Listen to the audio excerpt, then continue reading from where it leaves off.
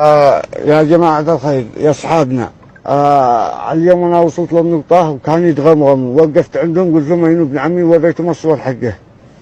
قالوا لي هو كفز من ذوق سيارة وهي مسرعة ومات، وإحنا سعفناه بالطقم إلى المستشفى حق بيبي دي في البريقة.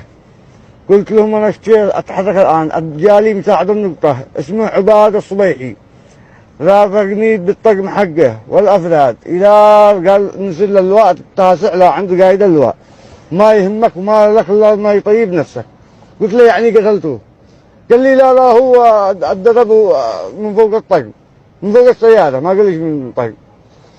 بعدها يا اصحابنا وصلت لجنب اللواء التاسع، نقزني قلبي، قلت له ولا بيني انا وياكم اي كلام الا لما اشوف ولد عمي، اشوف بايش قتل. قالوا لي ادخل اللواء، قايد اللواء منتظرنا، قالوا احنا مجهزين لك مرتبين لك بثلاثتكم هناك كان في الباب. وعطفت لنا الباب، قلت لهم انا ولا داخل لا عندكم الا لما اشوف ولد عمي. تحركت المستشفى، قالوا لي قد نقلناه للمستشفى الجمهوري، قالوا لي في مستشفى بيبي هذه عذبوه، قالوا لي هكذا هذه عذبوه.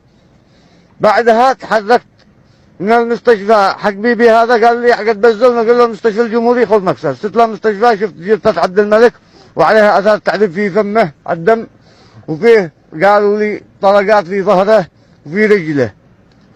للحين